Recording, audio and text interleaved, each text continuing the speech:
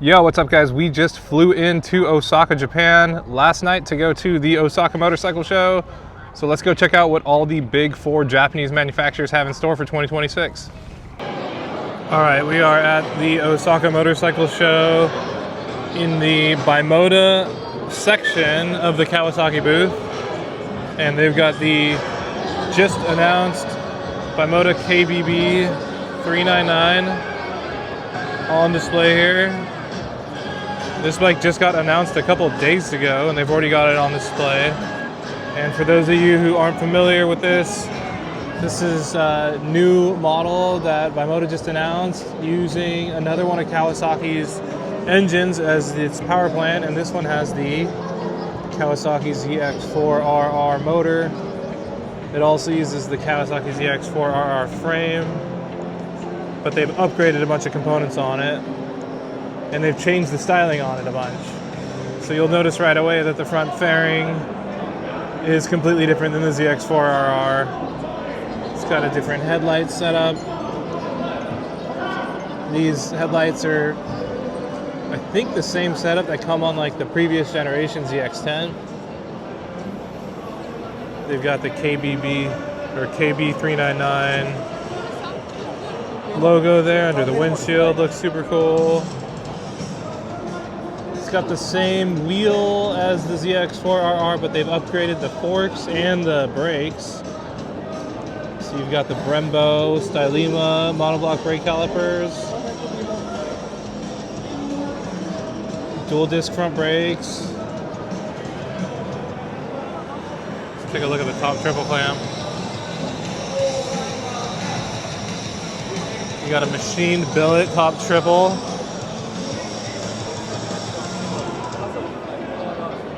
With that cool triple clamp nut right there, that's super sick. It's got the same frame as the ZX-4RR, but this one's been painted in this gloss red color. Looks super cool. Same tail section as the ZX-4RR, exactly. Same tank as the ZX-4. But obviously with the Bimota logos on it. So you've got these arrow winglets on the sides. This one's got what looks like a full Akrapovic race exhaust setup on it, with the Bimota branding on the titanium end can. Pretty cool. I love that billet triple clamp. Look at that. So sick. What's cool about this bike is out of all the other current Bimota models, this one is the lowest price. So here at the show, they've got this one on display. And they've got a list price for this at basically 1.5 million yen, which is less than 10,000 USD. They also make a higher spec version of this, the KB399 ES, which I know has full carbon bodywork. I'm not sure what other components it might have. But that one's a little bit more expensive, about 2.5 million yen, which would be about 16 grand US, but still a lot more affordable than the other Bimota models. I honestly like the styling of this way more than the ZX-4RR. The front end just looks a lot more, I don't know, more racy, I guess. Less angular. What do you guys think? Would you buy one of these over the ZX-4RR? You would definitely draw a crowd if you pulled up on this thing. All right, we are at the Osaka Motorcycle Show now in the Honda booth. And they've got what looks to be a prototype of their supercharged V3 concept bike, and They had this at last year's show, but it was just the frame and the motor. Now they've got it fleshed out as what looks kind of like a super naked. And again, it has the new V3 e-compressor motor. So you've got 2 forward cylinders, 1 rear-facing cylinder, and then an electronic supercharger. Here's another shot of the V3 R900.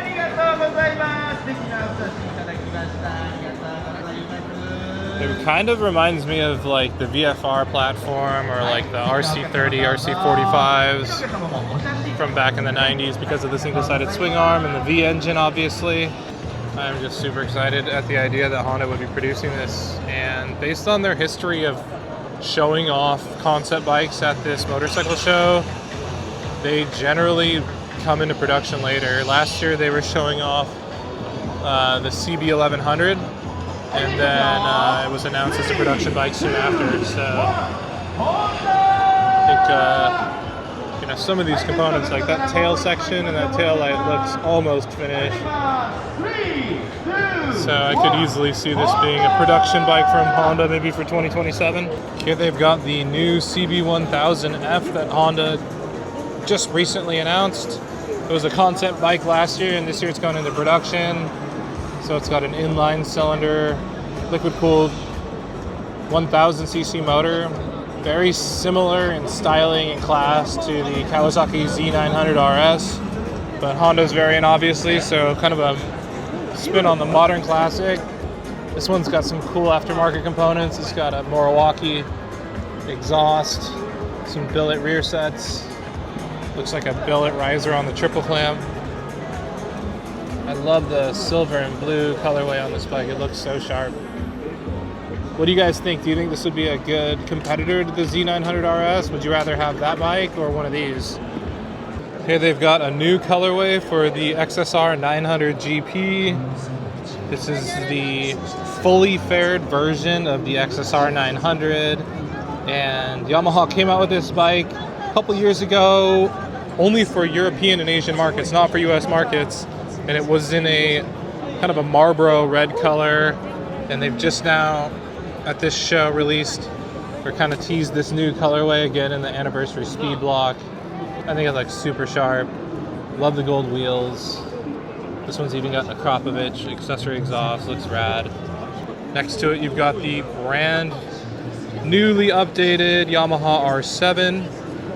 So this bike is a full redesign for 2026. It's got all new headlight DRLs. Looks like a big LED headlight in the middle. I love these new mirrors they put on it, very similar to the Yamaha R1 and the Yamaha R6 that they used to produce. They've also added throttle by wire, finally, on the new R7, so you've got an electronic quick shifter for both up and down shifts. They've added a new full color dash. The whole bike itself looks just a lot more refined in person, like the tank shape and the fairings feel just a little bit higher quality. The outgoing R7 has a plastic tank for this one. Is that metal or plastic? That's metal. So it's got a new metal tank, not just a plastic surround on it. Just feels a little bit nicer. That motor on the new R7 though is the same as the outgoing one, so I think performance-wise it's going to be pretty comparable to the outgoing R7, but looks a lot better. Here they've got the Yamaha R9, the same anniversary colorway, looks super sharp. I love that logo. And the logo on the R7 reminds me of the OW02 Yamaha R7 that had that same colorway. They've got the CB400R4 concept bike, E-clutch concept bike. So look at the headlights on this. Super cool. So this looks really similar in stature and components to the Honda CBR 500 that's currently out in the United States. The CBR 500 is a parallel twin, I think 470cc thereabouts motor that makes about 50 horsepower. This is an inline 4-cylinder 400, similar to maybe the Kawasaki ZX4RR, but this one has the Honda E-clutch, which allows for clutchless upshifts and I think downshifts, but if you want to, you can still use the clutch. It just allows for clutchless shifting, kind of like a recluse clutch or something. A super cool taillight on it. And then next to it, they've got this bike, another concept based on the same engine platform. This one is the CB400 Super 4. This one you got a better look at the motor. Super cool. Again, utilizing the Honda E-clutch setup in more of a standard bike or naked bike. The taillights are super cool on this. I think I'd almost be more excited about this bike becoming a production model compared to the Honda CBR 500. What do you guys think? Which one's cooler, the CBR or the CB? Here Suzuki has the GSX-8T, which is based on the GSX-8S model, but kind of in more of a modern classic or retro style. I think it looks super sharp. We actually saw someone riding one of these into the show on our way in today, and he looked super cool on it. Definitely seems like a category that's really strong here in Japan with the Kawasaki Z900 RS, the new CB 1000 from Honda, and then this GSX-8T.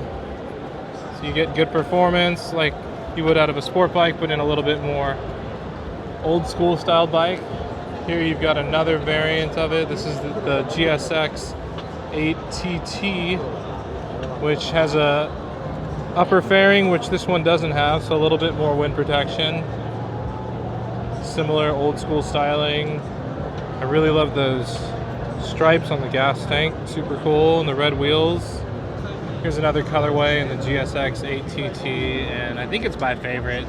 It's kind of this emerald green color with these gold wheels. It looks super sharp.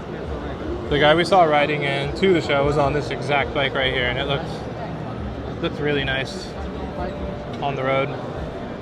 I think if I was going to get one of the GSX-8TTs, it would be in this colorway. Here we're at the Magical Racing booth at the Osaka Motorcycle Show. This is another company that produces a bunch of carbon fiber components, and as far as I know, you can only get them within Japan. You can order some of this stuff from WeBike. If I could take one of these home, I would love to. Full carbon fiber rear stand with titanium hardware. That's so sick. Look at this thing. This is so rad. And it's holding up a ZH2 with a bunch of their carbon parts on it. Carbon hugger, carbon chain guard, carbon windscreen.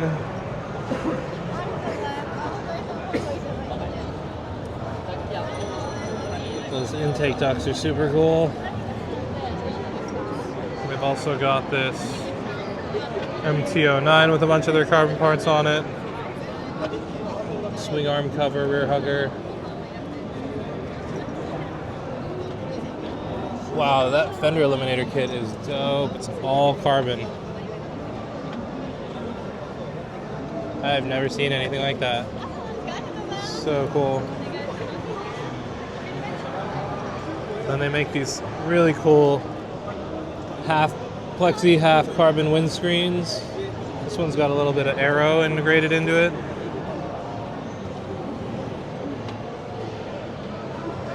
Completely changes the look of this MT-09. I think it's super cool.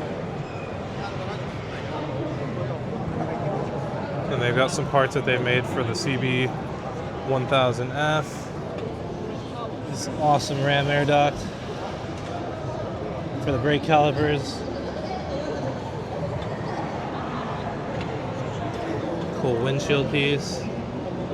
I wish you could buy this stuff in the United States, and I'd love to take some of it back, but it would just pack really big. So it's one of those things that's kind of difficult to bring back. Again, with a carbon fiber rear stand, I'd love to bring one of those back, but that would take up like a whole suitcase. Still might be worth it. Thanks for coming along to the 2026 Osaka Motorcycle Show. Hope you guys liked this video. And if you did, consider subscribing. We're going to be coming out with the Tokyo Motorcycle Show next. So be on the lookout for that one coming out in the next week. And until then, we'll see you guys. Peace.